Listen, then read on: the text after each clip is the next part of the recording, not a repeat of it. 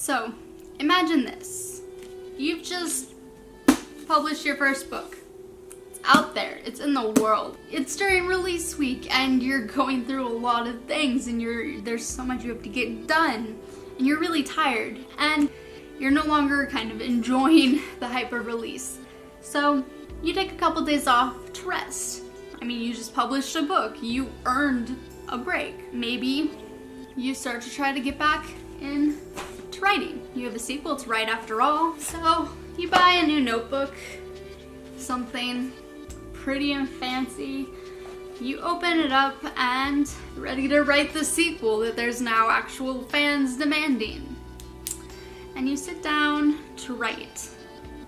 Except it's not the same. So maybe, you take more time off. Maybe you just withdraw into yourself. And the next thing you know, you're in a depression. And maybe people start noticing. Maybe your loved ones or family start to wonder why you're sad after you finally achieved your dreams. Maybe you start to wonder, is this the career for you if you're gonna get depressed after every publication? And those are the questions you start to ask yourself. And that just throws you deeper. And the next thing you know, you're completely buried. Buried in self-doubt and just buried in depression. And this is something that isn't really talked about a lot. This is something I faced when I published Aletheia. Most creatives that work on long-term projects, something that takes years, tend to experience this low point after completing the project. It's perfectly normal, but it's not something that's talked about a lot. So I want to give you guys my tips on how I think you can either help prevent it to some extent or help improve it. So hopefully I can help you guys get out of this. Quick disclaimer before we proceed. I'm calling this post-publication depression for lack of a better name, but if this is something that you felt before you publish your book, or if it's something that persists afterwards, or something that puts you at risk in any way, please seek medical attention and know that there's no shame in being medicated for depression. I mean, shaming someone for needing medication for depression is like shaming someone for needing insulin for diabetes. It is important for quality of life, and some people it's literally a lifesaver. I have been on antidepressants since I was 11, and I'm going to be on them for the rest of my life. I have chronic depression. It's just something that I'm always gonna have to live with. Believe me when I say that if I wasn't on antidepressants, not only would I never have written a book, I certainly wouldn't have published a book, and I 100% would not be here on YouTube right now talking to you guys. If you have chronic or clinical depression, seek a doctor. There's no shame in it, and it will improve your quality of life so much. It's literally the only way I'm able to get out of bed in the morning. These tips that I've compiled are ones that specifically address post-publication depression.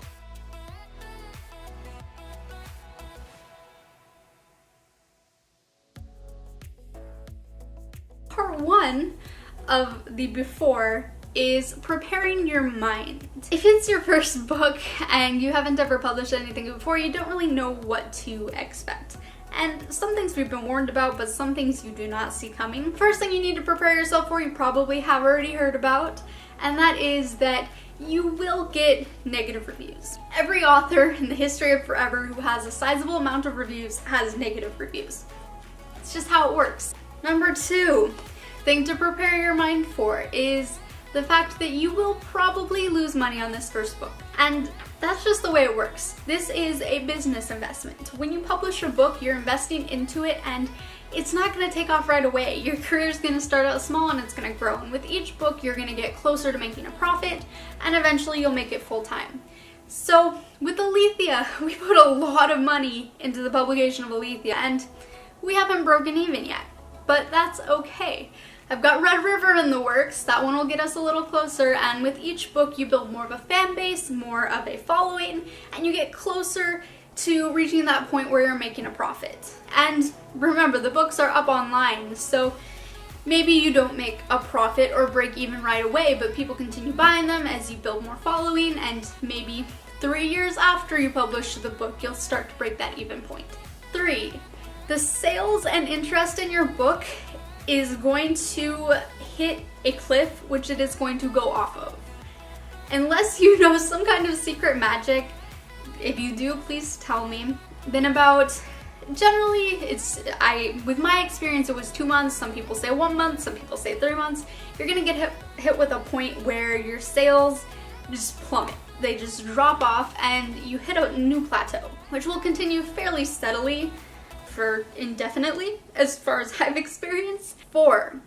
This is something that I didn't really expect, and I think it's something that you should be completely prepared for. Is something that can hit a debut author really hard, and that is that your friends and family probably won't read your book, and if they do, they might not finish it, and if they do finish it, it might not be their cup of tea. And this is for a whole realm of reasons. For one, not everyone in your family is going to be a reader. 2, not everyone in your family is going to enjoy the genre that you write. And 3, because they're close to you, they're going to interpret the book differently than someone else might that doesn't know you. So be prepared for your friends and family to not read your book. My mom is 100% supportive of my writing career, but my book scares her because my book is a little too dark and murdery and there's death, and she can't really handle that type of book.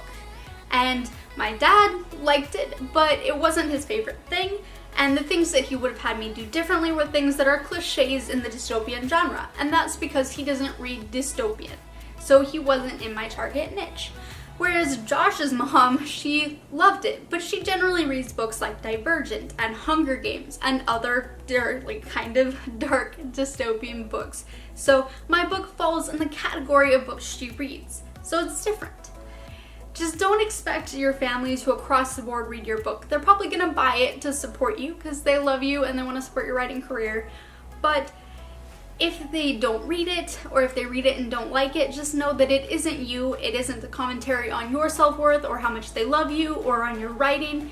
It's just that they have their own interests and they're not necessarily going to fall into your target niche. Part 2. Prepare your environment for after. 1. Have a release schedule set up as early as possible, which has you set to start writing again, working on the sequel or the next series, about a week after your release date, and not much further beyond that. Because the longer you go without writing, the more you're gonna lose kind of the feel for it. I took a break after Aletheia because I was dead from release, and there's a lot of things happening in my life around that release, and so I took a break from writing. And when I came back, my writing was significantly blockier, and it was hard for me to get the flow of the words the way I used to have it. 2. Meticulously plan your release. The more stressful your release week is, the more tired you're gonna be after, the harder you're gonna crash from the high of adrenaline and excitement of release week, and the deeper you're going to fall into the danger zone of hitting depression. So plan out your release week, try to keep it as stress-free as possible, make it so that at the end of release week you don't have anything you regretted not doing, and that will help you avoid additional sadness that can help contribute to this after publication depression. 3. Try to arrange it so that one of your favorite parts of writing falls so that you're starting it right after release. So if you hate editing, try to not plan it so that right after release you have to get into editing the sequel. Try to plan it so that you're falling into one of the more fun things, because it's going to be a lot harder to motivate yourself to work on the sequel when it's in a stage that you really don't like. 4. Have a support system ready to help you get pumped about the sequel, whether this be fans, writer friends, family, anyone who can help remind you that you need to write that next book or that next series. And 5. Start the sequel before you even release the first book. That way, when you get past your release week, you're ready to start the sequel, you're not faced with a from the ground up project, because that can be really intimidating. If you have something that's already a foundation there, like maybe an outline or the first few chapters, even that little bit of having started on the project will help you massively in jumping into it and taking on the next big project.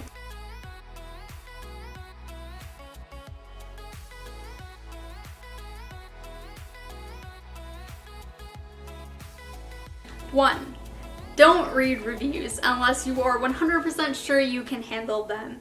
Even 5-star reviews can often contain little snippets of criticism that can tear into you and just completely destroy you. I recommend getting an ally, like maybe a critique partner or, you know, a life partner, to go over reviews and maybe take little snapshots of some of the nicer things people say, avoiding the harsh criticism, because it can be good to see good reviews, helps you get motivated and pumped, but make sure that you're seeing the positives, because seeing negative reviews at this stage in the writing, right when you're trying to get into the sequel, can be really detrimental to your motivation and your mental health.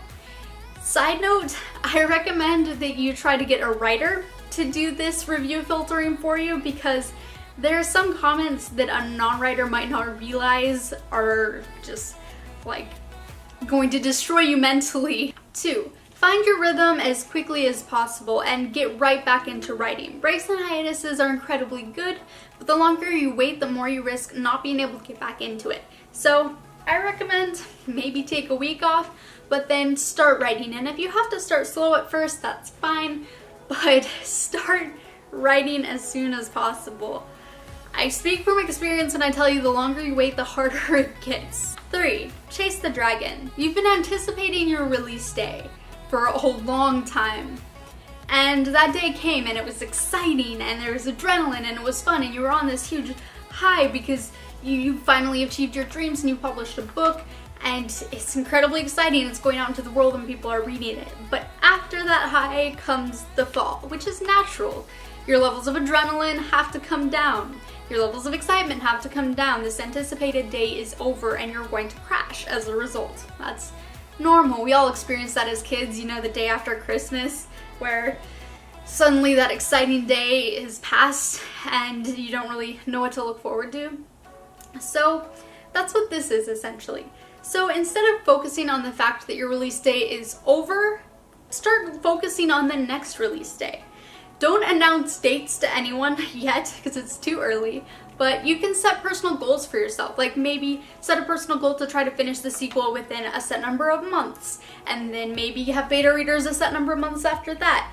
And set it up so that in your head you're already imagining around when the release date is going to be for this sequel, because that'll give you a goal to stretch towards, and then you have days to count down knowing that you're going to get that next release day and that next dose of accomplishment. 4. Find a fellow writer or writing group who you can talk to about your feelings. Just knowing that things like this are normal helps so much when it comes to just facing them. I know that me, in my experience facing this, it got a lot easier as soon as I went out and found articles about other writers talking about experiencing the same thing. Because it let me know that 1, it's normal, 2, it doesn't make me a bad writer, it doesn't mean that I have less passion for the craft than other writers, it's just something that some people hit. And 5, remind yourself why you write. Break out those old playlists, aesthetics, remember why you fell in love with your characters and why you loved them so much that you wanted to put them down on a page, and just try to remember the passion that got you writing in the first place. Because remember, you weren't just doing this for a release. You weren't just doing this to call yourself a published author. You were doing this because you love the craft of writing. And if you were doing it just for a title, well then you have that title now, and I don't know why you would continue writing. So hopefully you were doing this because you do really enjoy writing. In which case, just try to remember that.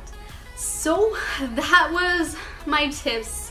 They're not perfect because I'm still learning my way around this, honestly. I'm in a better place. I'm writing Red River. First time, I was mostly just struggling with coming to terms with the fact that it was a thing, that it was okay for me to be depressed after publishing a book and having this huge accomplishment.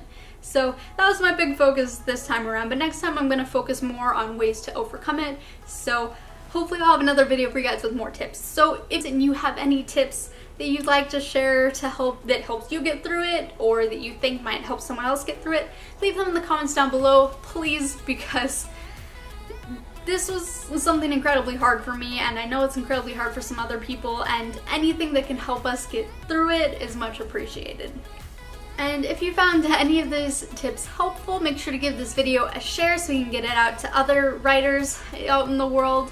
There really aren't enough articles about this, and I wish there were. So I invite you to, if you have any tips of your own, write your own blog post or YouTube video or anything like that, because I think it's really important that other authors not only have tips of how to overcome this type of thing, but most importantly that they know it's normal and it's okay, and it doesn't make you any less of a writer that you experience this down point after you publish.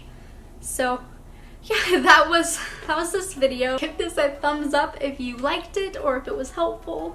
Subscribe button, bell, and if you guys like dark dystopian novels, Aletheia is available for purchase in hardcover, paperback, and ebook. So go get yourself a copy. And thank you guys for watching. As always, I will see you in the next video.